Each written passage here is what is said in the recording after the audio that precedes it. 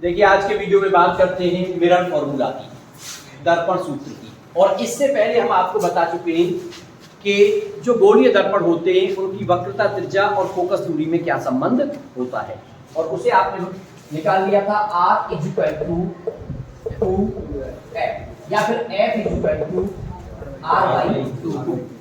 और साथ ही साथ आप ये भी समझ गए, चिन्ह परिपाटी से आप ये भी समझ गए कि भाई किस दर्पण के लिए R और F पॉजिटिव होंगे और किस दर्पण के लिए इनकी वैल्यू नेगेटिव होगी। तो वो उत्तल दर्पण के लिए उनकी वैल्यू पॉजिटिव थी और अवतल दर्पण के लिए उनकी वैल्यू नेगेटिव थी। यहीं पर एक चीज को समझना बहुत जरूरी है और वो है समतल दर्पण की फोकस दूरी।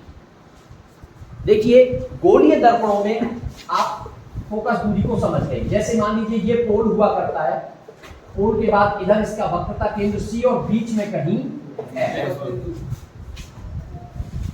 इसका मतलब वक्रता त्रिज्या की आधी होती है फोकस दूरी।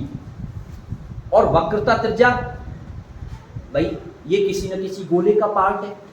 जो दर्पण आप ले रहे हो ये किसी गोले का पार्ट है, तो उस गोले की त्रिज्या को वक्रता त्रिज्या कहते हैं। लेकिन अब हम बात कर रहे हैं समतल दर्पण की फोकस दूरी की। बहुत इंपॉर्टेंट पॉइंट है, कहीं भी जरूरत पड़ सकती है। समतल दर्पण का मतलब होता है वो वक्र नहीं होता, वो प्लेन होता है। इसका मतलब अब मैं तुमसे पूछूं कि इस समतल दर्पण की वक्रता त्रिज्या क्या होगी? भाई वो तो प्लेन है, उसके अंदर तो कर्व है ही नहीं, वक्रता है ही नहीं। इसका मतलब वो एक ऐसे गोले का पार्ट है जिसकी जो रेडियस है वो इनफाइनाइट है, बहुत बड़ा है। इसका मतलब समतल दर्पण की अगर कोई वक्रता त्रिज्या पूछे तो वो आप कहोगे अनंत।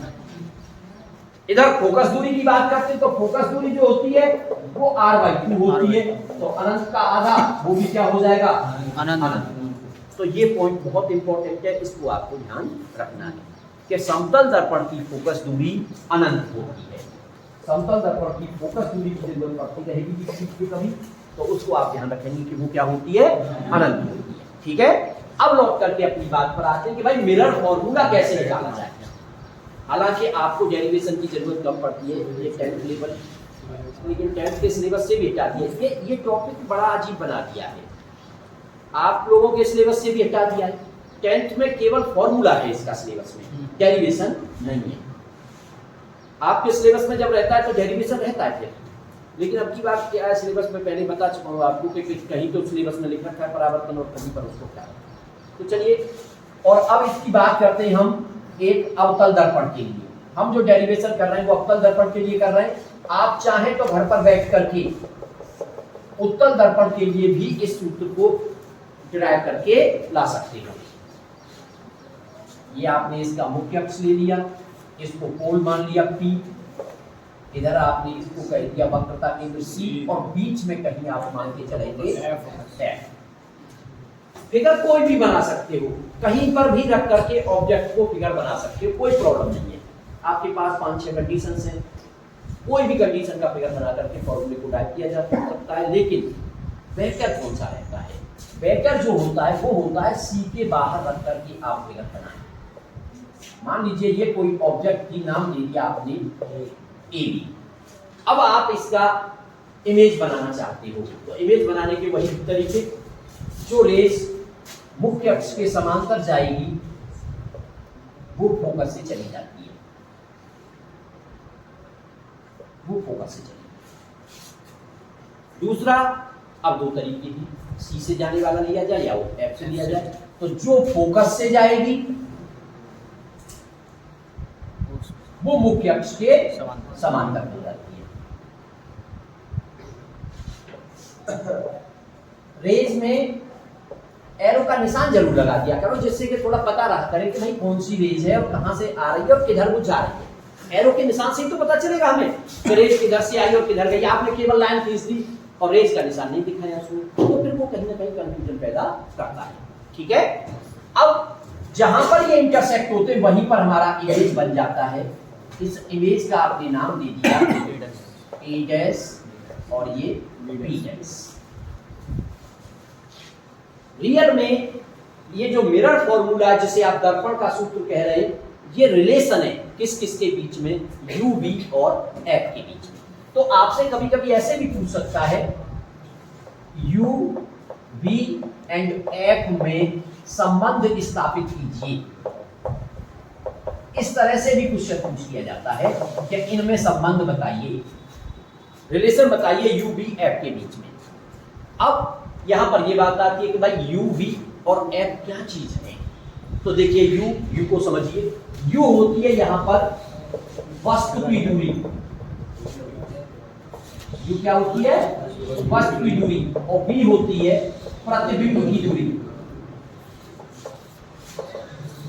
और एफ आप जानते हो फोकस। तो तीनों पॉइंट आपको आने चाहिए, क्योंकि जब आप रिलेशन कोई निकाल रहे हो और आप यही नहीं जानोगे कि भाई जिनके बीच में रिलेशन निकालना वो क्या चीज है, तो फिर आप कर कैसे पाओगे। अक्सर क्या 10th लेवल तक तो बच्चे को ये रटा होता है, वहां पे उसने पहले चैप्टर में या फिर मान लो 11th में पहले तीसरे चैप्टर में motion in a straight line में आप लोगों ने पढ़ा है भाई गति की समीकरण, और वहां पे पढ़ा v = u + at, s = ut + half at²। तो u और v वहां पढ़े थे आपने, तो कहीं ना कहीं माइंड में रहता है कि ये तो प्रारंभिक चाल है और ये अंतिम चाल है, लेकिन यहाँ उस चीज को भूल जाती है। यहाँ पे क्या है, u, और वो भी दूरी हमेशा कहां से ली जाती है, ध्रुव से, p से। तो ये वस्तु की दूरी है u जो है, और v प्रतिबिंब की दूरी है कहां से, p से, ध्रुव से। अगर आप फिगर में शो करना चाहते हो तो इस p से यहां तक की दूरी को आप कहोगे, अगर फिगर में शो करना चाहते हो, और यहां से यहां तक की दूरी को आप कहोगे v, और फोकस दूरी तो जानते हो, तो नॉर्मल है। आप चाहें तो इसे ऐसे भी लिख सकते हैं कि P से A तक, तो आप यहां ये दिखा सकते हो कि PA जो है वो U है, और P से A डैश तक तो PA डैश जो है वो B है, ऐसे आप दिखा सकते हो चाहे, ठीक है ना। तो ये हमें पता चल गया कि भाई ये वस्तु की दूरी हो गई, ये प्रतिबिंब की दूरी हो गई। अब बात आती है कि इनमें रिलेशन कैसे निकाला जाए, और रिलेशन निकालने का बड़ा सिंपल तरीका है। ये फिगर बनाने के बाद बस आपको क्या करना है, सिमिलर ट्राइंगल ढूंढने हैं। इस फिगर में आपको सिमिलर ट्राइंगल ढूंढने हैं, समरूप त्रिभुज। अब सिमिलर ट्राइंगल जब ढूंढोगे तो उसमें क्या होता था कि किन्हीं भी दो त्रिभुजों के अगर दो कोण अलग अलग बराबर हो जाएं, जब दो कोण अलग अलग बराबर हो जाते हैं तो तीसरा अपने आप बराबर हो जाता है। आप जानते हैं भाई, दो त्रिभुज बनाए, अब एक कोण एक के बराबर है, दूसरा कोण दूसरे के, तो तीसरा तो अपने आप बराबर होगा, क्योंकि कोणों का जो सम होता है वो तो 180 अंश होता है। सही है ना। इसका मतलब ऐसे त्रिभुज ढूंढेंगे जो समरूप हो। तो देखिए ध्यान दीजिए जरा, ए बी एफ, इधर और नाम दे सकते हो, आपने नाम दे दिया मान लीजिए यहां पर एम, और इधर नाम दे दिया एन। तो आप त्रिभुज देखेंगे ए बी एफ, त्रिभुज ए बी एफ, एंड दूसरा देखिए ये लाइन ऐसे जा रही है और ये लाइन ऐसे जा रही है, तो ये वाला जो कोण दिख रहा है आपको, इसके सामने ये, इसको कहते हैं वर्टिकल अपोजिट। सही है ना। इसका मतलब ये कोण आपस में बराबर होते हैं। जब दो रेखा आपस में काटती हैं तो आमने सामने वाले कोण क्या हो जाती है, इक्वल हो जाती है। इसका मतलब ये कोण इसके बराबर हुआ। इधर अब यहां से एफ पी और एन से डाल दो, इस पे कोई पी को थोड़ा सा मैं क्या है इस साइड में इंडिकेट कर देता हूं, एन से इस पे एक परपेंडिकुलर लाइन खींच लीजिए आप, और ऐसे ही एम से भी परपेंडिकुलर लाइन खींच लीजिए। हो सकता है वो एक पॉइंट पर आ जाए और ऐसा भी हो सकता है कि अलग अलग आ जाए, उससे कोई फर्क नहीं पड़ता है, लेकिन आएंगी बहुत क्लोज। ठीक है। तो जब आप इन लाइनों को खींचेंगे तो ये एम हो गया, ये एन, आप इसको नाम दे दीजिए कुछ अलग से और दे दो, पी ये हो गया तो क्यू दे दो इसको, और इसको दे दो आर। सही है ना। तो दूसरा त्रिभुज आपने ले लिया एफ एन आर, ये दो त्रिभुज आपने ले लिए। तो क्या देख रहे हैं भाई, अब जब यहां से परपेंडिकुलर जा रहा है तो ये वाला एंगल 90 का हो गया, और इसमें इधर ये वाला एंगल 90 का है। तो देखिए ये कोण इसके बराबर हो गया, अब ये 90 वाला कोण इसके बराबर हो गया, तो दो कोण बराबर, इसका मतलब त्रिभुज समरूप हो गई, सिमिलर ट्रायंगल हो गई। और सिमिलर ट्रायंगलों की जो प्रमेय हमने पढ़ी थी 10th क्लास में, वो ये होती है कि समरूप त्रिभुज की समान भुजाओं का अनुपात समान होता है। समान भुजाओं का अनुपात कब, तो कि एक त्रिभुज के लंब बटे दूसरे त्रिभुज का लंब, बराबर होगा एक त्रिभुज का आधार बटे दूसरे त्रिभुज का आधार, बराबर होगा एक त्रिभुज का कर्ण बटे दूसरे त्रिभुज का कर्ण। इसको कहते हैं कि समान भुजाओं का जो अनुपात है वो समान होता है। ठीक है, इसका मतलब जब ये और ये त्रिभुज समरूप हो गए आपस में, तो आप फिर ये कह सकते हैं कि इसका लंब अपॉन इसका लंब। इसका मतलब A B upon N R. अभी पी नहीं है, वो क्या है, एन आर, क्योंकि जो पॉइंट है जो परपेंडिकुलर गया है तो आर पे गया है ना, तो अपॉन में एन आर इक्वल टू, अब यहां से ए एफ उसका बेस, भाई ये तो लंब ले लिया, अब इस वाले का बेस तो फिर उस वाले का बेस अपॉन में एफ और आर। कोई दिक्कत तो नहीं है? तो आपने इसको लेकर के, अच्छा एक चीज और देख सकते हो, ज्योमेट्री से क्या दिख रहा है, ज्योमेट्री से दिख रहा है कि एन आर जो है वो ए डैश बी डैश के बराबर है।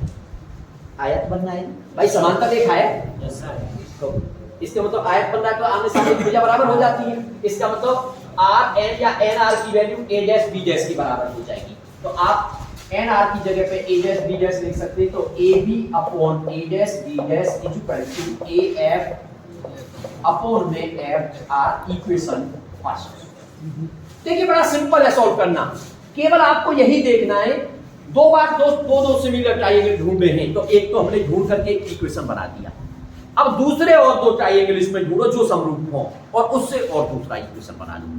तो चलिए देखते हैं फिर दूसरा। और भाई अब देखिए इस त्रिभुज पर थोड़ा सा ध्यान दीजिए, ए डैश बी डैश एफ और इधर, सही है। अब हम त्रिभुज देख रहे हैं, त्रिभुज A dash B dash F and त्रिभुज F M Q, F M Q, इन दोनों त्रिभुजों को देखते हैं। तो इसमें भी भाई क्या दिख रहा है कि ये वाला सामने वाला कोण इसके बराबर और ये 90 का, तो इसमें ये 90 का। अब जब दो कोण बराबर हो गए तो तीसरा अपने आप बराबर हो जाएगा। इसका मतलब ये त्रिभुज भी हमारे समरूप हैं, और समरूप त्रिभुज है तो इसमें भी हम वही लगा सकते हैं जो आपने पहले लगाया था, यानी एक का परपेंडिकुलर अपॉन दूसरे का परपेंडिकुलर, लेकिन लिखना थोड़ा सा उसी क्रम में जिस क्रम में ये इक्वेशन बनाया। तो इसमें ए बी ऊपर था, चलिए इसमें एम क्यू को ऊपर ले लेते हैं, तो ये हो गया M Q upon A dash equal to, अब इसका base Q F upon Q F, और अपॉन में कौन सा है हमारा दूसरा, ये A dash F. Equation setting मत मानो, अभी थोड़ा सा और ज्योमेट्री से देखो।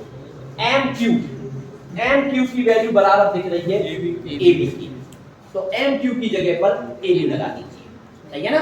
तो एम क्यू की जगह पे ए बी पुट करेंगे तो फिर ये आ जाएगा A B upon A dash B dash equal to Q F upon A dash F, equation second. इसको अब क्या देख रहे हो, इक्वेशन फर्स्ट और सेकंड दोनों की जो एलएचएस है वो बिल्कुल सेम भाई, और यही टारगेट बनाना है तुम्हें कि दो दो के सिमिलर ट्रायंगल लेकर के हमें इस तरह से उनकी भुजाओं का संबंध निकाल लेना है कि दोनों इक्वेशनों की एक साइड सेम हो जाए, और वो साइड हमारी सेम हो गई तो आप from equation first and second उनको आपस में आरएचएस को बराबर रख सकते हैं। तो आप कर देंगे from equation first and second, समीकरण 1 व 2 से, सही है। समीकरण 1 और 2 से क्या करोगे, A F upon F R, तो ये हो गया sir A F upon F R equal to Q F upon A dash F, ये आ जाएगा आपका एक इक्वेशन। लेकिन अभी समस्या खत्म नहीं हुई है, अभी समस्या क्यों है, क्योंकि हमें रिलेशन लाना है यू वी और एफ में।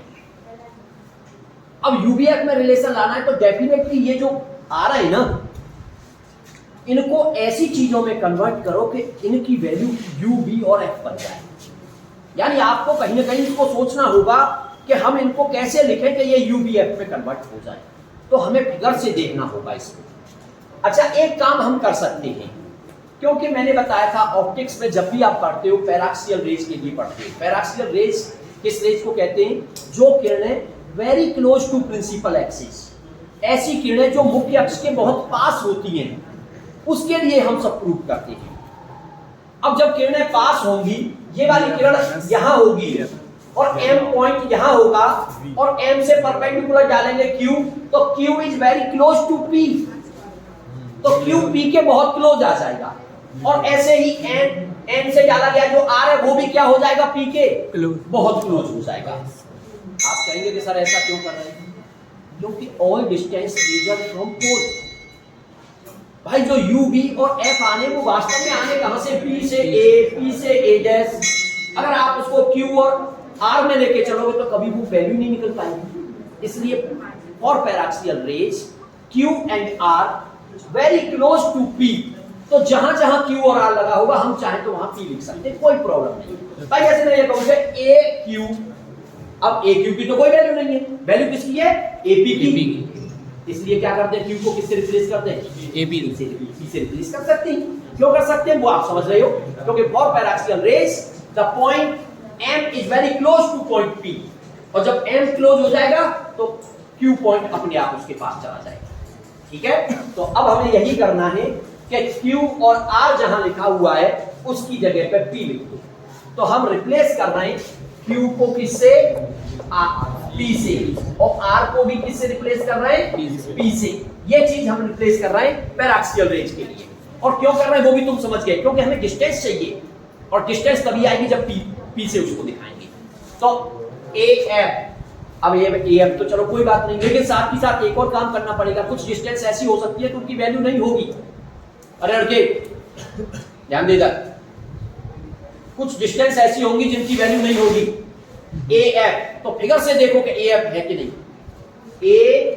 af ये कोई वैल्यू नहीं हमारे पास। हमारे पास तीन वैल्यू है बस, वो देखिए pa डैश, और चाहो तो कह सकते हो fp, जो कि फोकल लेंथ के बराबर आएगा। ये तीन चीजें हैं हमारे पास, सभी को इसमें कन्वर्ट करना पड़ेगा और कोई तरीका नहीं है।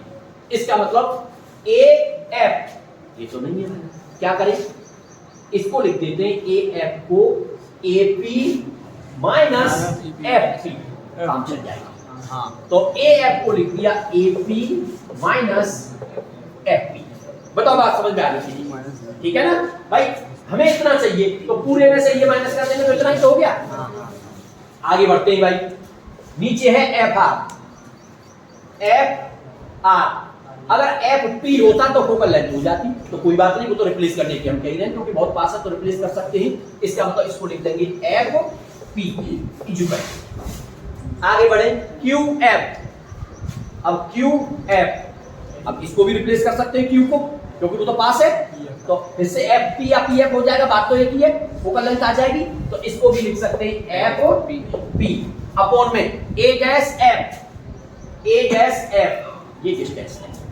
ऐसा करते हैं, इसको लिख देते हैं A dash P minus F P, तो इसको लिख दिया A dash P minus F P. ये काम तुम्हें खुद करना होगा।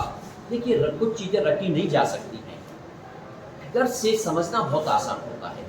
हमारे माइंड में है कि भाई यूबीएफ में लाना है, और यूबीएफ को पहले से देख के चलो कि है क्या वास्तव में यूबीएफ, और सब चीजों को कन्वर्ट करने की कोशिश करो फिगर से देख करके, और वही काम हमने किया। अब बात आएगी, अब इनकी वैल्यू पुट करो, और वैल्यू पुट करोगे विद साइन वैल्यू पुट करनी पड़ेगी, इसलिए साइन कन्वेंशन का ध्यान आपको रखना है। चिन्ह परिपाटी जो मैंने तुम्हें बताई थी उसका ध्यान आपको रखना है। तो चिन्ह परिपाटी के हिसाब से अगर मैं बात करूं तो इसी में यहीं पर समझ लेते हैं PAU है। अब लेकिन PA, तो PA इंसिडेंट रे भाई ये है, इसका मतलब यहां से इधर डिस्टेंस मेजर करोगे तो कैसी आएगी, नेगेटिव। तो वास्तव में U हमारा होगा माइनस का U, यानी PA की जगह पे माइनस का U लिखा जाएगा। दूसरा आ जाओ PA डैश, PA डैश कह दो या A डैश P कह दो, बात तो एक ही है। और वो भी आपका ऐसे करके ये P से मेजर होना है, यानी PA डैश ये V होता है, तो ये माइनस का V होगा भाई इस केस में। अगर चिन्ह परिपाटी की बात कर रहे हैं तो ये नेगेटिव होगा। और फोकल लेंथ को तो बताने की भी जरूरत नहीं, अवतल दर्पण के लिए फोकल लेंथ कैसी होती है और क्यों होती है ये भी समझ लो। PF तो वो भी इधर ही आ रहा है, इंसिडेंट रे के अपोजिट, इसका मतलब वो भी माइनस में, तो माइनस का है। कुल मिला के ये कि भाई वैल्यू तीनों ही माइनस में है, तो आप चिन्ह सेट वैल्यू लगाइए। AP की वैल्यू या तो माइनस का U माइनस और माइनस एफ लगेगा तो प्लस का एफ अपॉन माइनस का F is equal to minus का एफ अपॉन माइनस का वी और माइनस माइनस प्लस का एफ है। तो इस तरह से आपने क्या किया, चिन्ह सहित वैल्यू लगा दी उसमें। तो हमने क्या किया, चिन्ह सहित वैल्यू लगा दी। और चिन्ह का विशेष ध्यान रखना, क्योंकि चिन्ह अगर तुमने गलत कर दिया तो भाई पूरा क्वेश्चन गलत हो जाएगा, पूरी मेहनत बेकार। चिन्ह सहित वैल्यू लगा करके यूबीएफ में रिलेशन निकाला था भाई, क्रॉस मल्टीप्लिकेशन करनी थी। इनका क्रॉस मल्टीप्लिकेशन करेंगे आप तो एफ और एफ का मल्टीप्लाई करेंगे, दोनों माइनस के तो माइनस माइनस प्लस हो जाएगा मल्टीप्लाई में, तो ये तो हो गया एफ स्क्वायर इज इक्वल, इसको लिख दो एफ माइनस यू और इसको लिख दो एफ माइनस वी, और फिर इसका भी आपस में कर लो मल्टीप्लाई, जैसे कि करते हैं। मल्टीप्लाई करने का सिंपल तरीका होता है, पहले एक का इन दोनों में, फिर दूसरे वाले का इन दोनों में। तो जब आगे बढ़ोगे तो F square is equal to F का एफ में करेंगे तो ये भी एफ स्क्वायर आ गया, फिर एफ का आप वी में करोगे तो माइनस का एफ वी कर लो, चलो। फिर आप माइनस यू का एफ में करोगे तो माइनस का यू एफ, फिर माइनस यू का इसमें करोगे तो प्लस का यू। इतना आ गया आपका मल्टीप्लिकेशन करने के बाद। एफ स्क्वायर से एफ स्क्वायर कैंसिल आउट, भाई ये भी पॉजिटिव। अब एक काम कर लेना, जो तुम्हें नेगेटिव दिख रहे हो उनको दूसरी साइड में ले जाकर के पॉजिटिव बना लेना। तो आपको ये दो नेगेटिव दिख रहे हैं तो आप इसे ले आएंगे इधर, तो ये हो जाएगा एफ बी और प्लस का U F is equal to U. एक तो आप ये भी कह सकते हो इट इज द रिलेशन, इसे भी कह सकते हैं, लेकिन नॉर्मल जो लिखने का तरीका है ना वो थोड़ा दूसरे फॉर्मेट में लिखते हैं। वो क्या है, इसके लिए हम क्या करेंगे, divide by U B F. हमने यू बी एफ का इसमें भाग दे दिया। अब यू बी एफ का जब भाग लगाओगे तो इसमें अलग इसमें अलग इसमें अलग, तीनों में भाग लग जाएगा अलग। तो F B upon U B F plus U F upon U B F is equal to U B upon U B F. ये हो गया जो चीजें करते हैं, एफ बी से एफ, यू एफ से यू और एफ। यहां बचा 1 अपॉन यू, यहां 1 अपॉन बी और यहां 1 अपॉन एफ। इस तरह से ये आपका निकल के आ गया मिरर फॉर्मूला। देखिए थोड़ा सा टिपिकल लगता है बच्चों को, लेकिन ऐसा कुछ है नहीं। थोड़ी सी प्रैक्टिस करोगे फिगर बना करके, चिन्ह परिपाटी का ध्यान रख करके बड़ी आसानी से सॉल्व होकर के आ जाएगा। लेकिन खास बात क्या है इस फॉर्मूले की, जब भी कोई न्यूमेरिकल इस फॉर्मूले से आप सॉल्व कर रहे हैं तो यू बी एफ की वैल्यू उसमें चिन्ह सहित लगाई जाएगी। जब भी आप कोई न्यूमेरिकल सॉल्व करो भाई, वहां पर जब न्यूमेरिकल सॉल्व करोगे ऐसा नहीं है कि ये केवल अवतल के लिए लागू है, ये अवतल के लिए भी यही फॉर्मूला है, उत्तल के लिए भी यही फॉर्मूला है। तो जब भी आप फॉर्मूला लगाएंगे वहां पर यू बी एफ की वैल्यू को चिन्ह सहित लगाएंगे। इसलिए चिन्ह परिपाटी का ध्यान रखना बहुत आवश्यक है। इसके बाद में एक टॉपिक और है, उसकी बात करता हूं, और वो है आपका लीनियर मैग्निफिकेशन। देखिए लीनियर मैग्निफिकेशन क्या है, जैसे कोई दर्पण है और दर्पण से आप प्रतिबिंब बना रहे हो, तो बनने वाला प्रतिबिंब या तो छोटा होता है या फिर बड़ा होता है। तो मैग्निफिकेशन का मतलब यही है कि प्रतिबिंब वस्तु के सापेक्ष में कितने गुना बड़ा हो गया है या फिर छोटा हो गया है, उसको कहते हैं मैग्निफिकेशन। वास्तव में वैसे वर्ड का यूज तो मैग्निफिकेशन का बढ़ाने के लिए होता है कि कितना मैग्नीफाई कर दिया गया है उसको, लेकिन अब वो बढ़ भी सकता है घट भी सकता है, वो डिपेंड करेगा इमेज पर कि भाई आपका जो प्रतिबिंब बन रहा है वो वस्तु के सापेक्ष कैसा है। तो उसको हिंदी में कहते हैं रेखीय आवर्धन,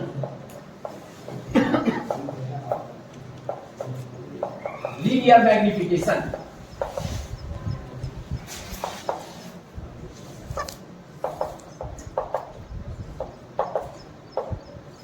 लीनियर मैग्निफिकेशन, रेखीय आवर्धन।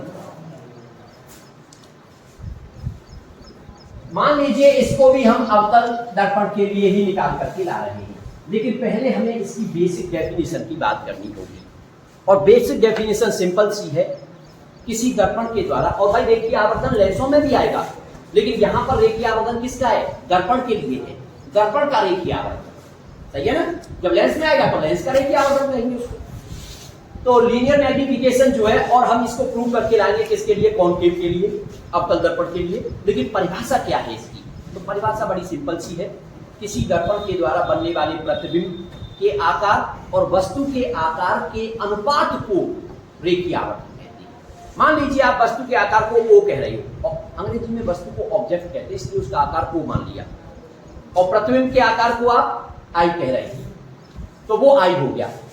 तो आई और ओ का जो रेशियो होगा, तो रेखीय आवर्तन को m से डिनोट करते हैं, m इक्वल टू हो गया I upon O. m equal to क्या हो गया? I upon O. बड़ा सिंपल सा है, प्रतिबिंब का आकार ऊपर है और वस्तु का आकार नीचे। ये है रेखीय आवर्तन का सिंपल फॉर्मूला। लेकिन अब इस फॉर्मूले को हमें यूबीएफ के टर्म में कन्वर्ट करना है, यूबीएफ के टर्म में हमें इसको कन्वर्ट करना है, और वो हम लेकर के चलेंगे कॉनकेव दर्पण के लिए, अवतल दर्पण के लिए। ये P हो गया, ये आपका C हो गया, और बीच में कहीं F हो गया।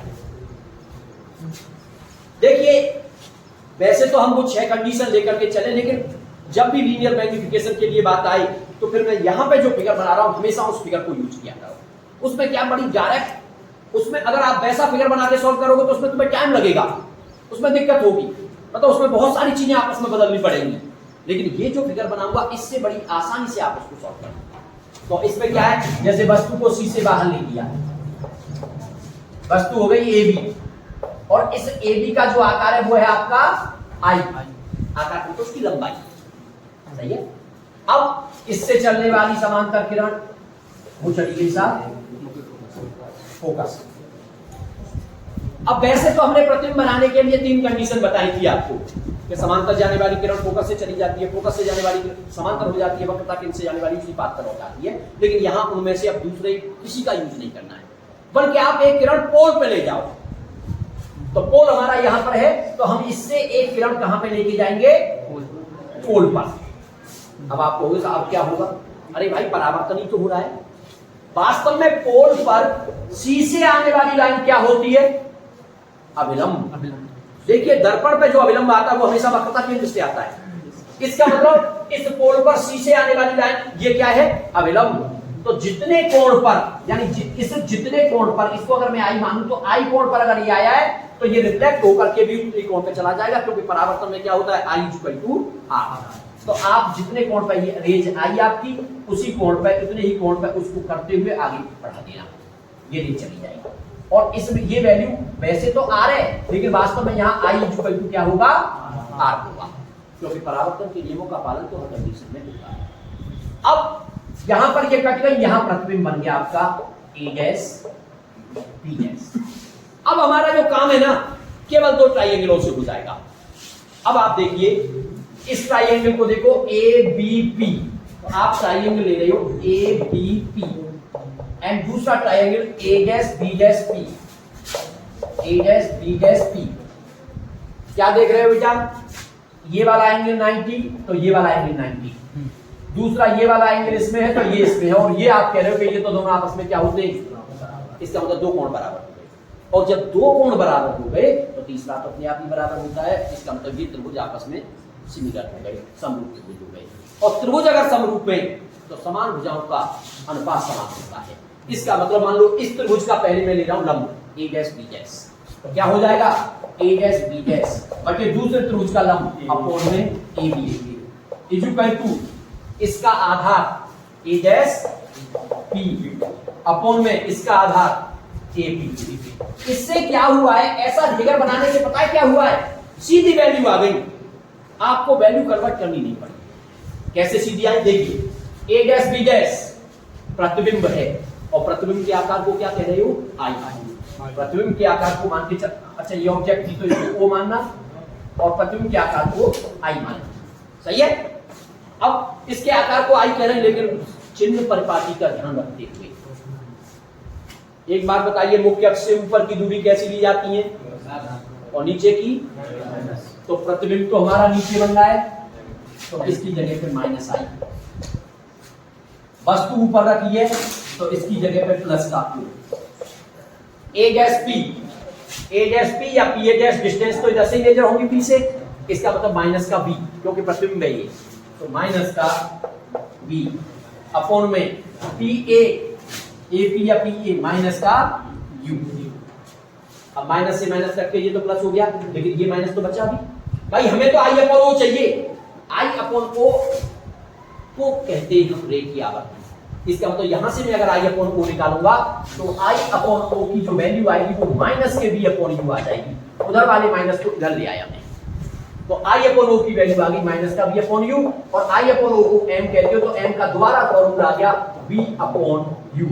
यानी आपने बेसिक जो डेफिनेशन पढ़ी वो तो सही थी कि भाई प्रतिबिंब के आकार और वस्तु के आकार के अनुपात को कहते रेखीय आवर्धन, लेकिन कभी कभी ऐसा न्यूमेरिकल आएगा ना तो प्रतिबिंब का आकार देगा न वस्तु का आकार देगा, बल्कि क्या दिया होगा, वस्तु की दूरी प्रतिबिंब की दूरी, और आपसे कहा जाएगा रेखीय आवर्धन निकालो। तो अब आपके पास फॉर्मूला आ गया m इक्वल टू माइनस के बी अपॉन यू। लेकिन थोड़ा सा और कन्वर्ट करिए इसको।